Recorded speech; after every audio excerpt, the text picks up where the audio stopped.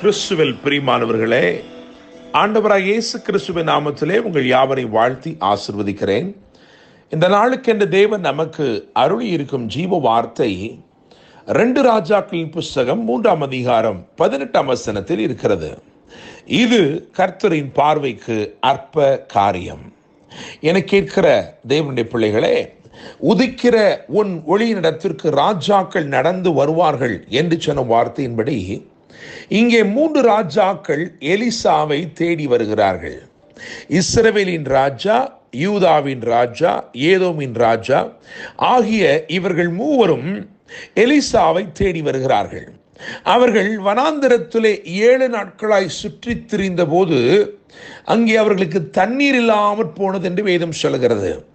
3ஆம் அதிகாரம் 11ஆம் வசனத்திலே அவர்கள் தண்ணீர் இல்லாமல் தவித்த போது தாங்கள் நிச்சயமாய் தோற்று போவோம் என்பதை அறிந்து அங்கே யோசபாத் கேட்கிறான், கர்த்தரிடத்திலே விசாரிக்கும்படி கர்த்தருடைய தீர்க்கதரிசி ஒருவரும் இங்கே இல்லையா என்று கேட்டபோது, எலியாவின் கைகளுக்கு தண்ணீர் வார்த்த சாப்பாத்தின் குமாரன் எலிசா இங்கே இருக்கிறான் என்று சொல்லப்பட்டது. என்னை கேட்கிற தேவனுடைய பிள்ளைகளே, நீங்கள் அடையாளம் தெரியாமல் இருக்கும் பொழுது, அறிமுகம் இல்லாமல் இருக்கும் பொழுது, ஆண்டவருக்காக நீங்கள் எதை செய்கிறீர்களோ, கர்த்தர் நிமித்தமாய் நீங்கள் என்ன செய்கிறீர்களோ, அதுவே உங்களை மேன்மைப்படுத்தும் காலத்திற்குரிய அடையாளமாய் அமைந்து விடுகிறது. தேவனுடைய பிள்ளைகளே, அப்படியாக அந்த 3 ராஜாக்களும் எலிசாவினிடத்திலே வந்து எலிசா தீர்க்கதரிசியினிடத்திலே தங்களுடைய 7 நாட்கள் பிரச்சனை குறித்து பேசுகிறார்கள். அவர்களுக்கு தீர்வளிக்கும் தீர்ப்பாக வெளிப்பட்ட தேவனுடைய வார்த்தை தான் இது. அந்த வார்த்தையின் தொடர்ச்சி இப்படியாயிருக்கிறது.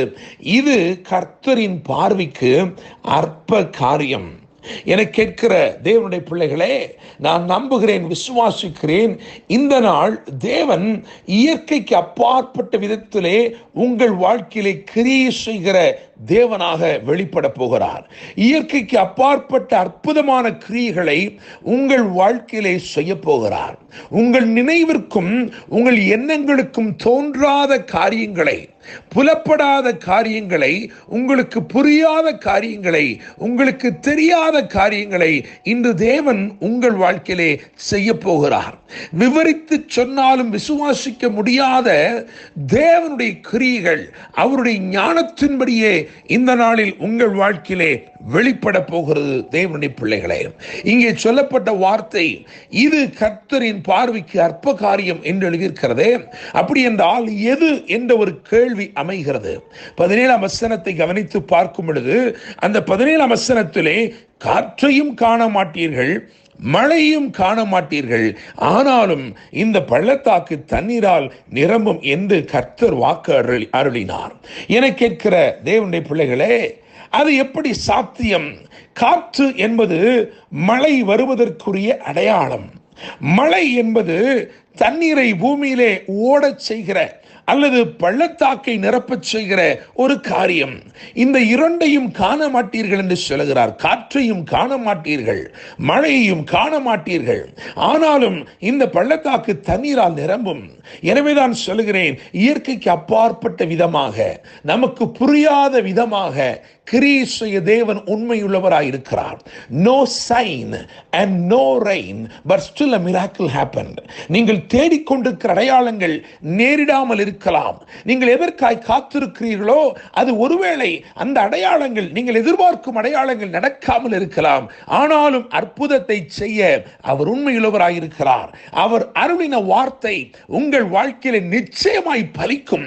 என கேட்கிற தேவனுடைய பிள்ளைகளே, அடையாளங்களை உங்கள் கண்கள் பார்க்கவில்லை என்றாலும் சீக்கிரத்தில் உங்கள் இருதயம் தேவனுடைய அற்புதத்தினாலே கழிகூற போகிறது. தேவனுடைய பிள்ளைகளே, இயற்கைக்கு அப்பாற்பட்ட விதத்திலே அவர் கிரியை செய்கிறவர். வனாந்தரத்திலே வழியையும் அவாந்தரத்திலே ஆறுகளையும் உண்டாக்குகிறவர். அவாந்தர வெளியில் எப்படி ஆறுகள் உண்டாக முடியும்? ஒரு ஆறு என்றால் அதற்கு ஒரு பிறப்பிடம் இருக்க வேண்டுமே என்றுதான் நாம் யோசிப்போம். ஆனால் தேவன் அவாந்தர வெளியிலே ஆறுகளை உண்டாக்கக்கூடியவராய் இருக்கிறார். எனவேதான் கர்த்தருடைய வார்த்தை சொல்லுகிறது, இது கர்த்தரின் பார்வைக்கு அற்ப காரியம். என கேட்கிற தேவனுடைய பிள்ளைகளே, வாக்குத்தத்தம் அருளப்பட்ட போது பள்ளத்தாக்கு தண்ணீரால் நிரம்பும் என்றுதான் சொல்லப்பட்டது. ஆனால் 20ஆம் வசனத்தை வாசித்து பார்க்கும் பொழுது அந்த வாக்குத்தத்தம் நிறைவேறின போது எப்படி இருக்கிறது என்று பார்த்தால் பள்ளத்தாக்கு அல்ல, இங்கே எழுதப்பட்டிருக்கிறது தேசமே தண்ணீராலே நிரம்பினது. எனக்கு இருக்கிற தேவனுடைய பிள்ளைகளே, ஆண்டவர் உங்கள் வாழ்க்கையிலே வாக்கு பண்ணினதை அவர் நிறைவேற்ற உண்மையும் நீதியும் உள்ளவராய் இருக்கிறார். உங்களுக்கு புரியாத விதமாய், உங்களுக்கு தெரிந்திராத விதமாய் அதை அவர் நிறைவேற்ற போகிறார். மாத்திரமல்ல, உங்களுக்கு வாக்கு பண்ணினதை விட பெரிதாக அதை நிறைவேற்ற போகிறார்.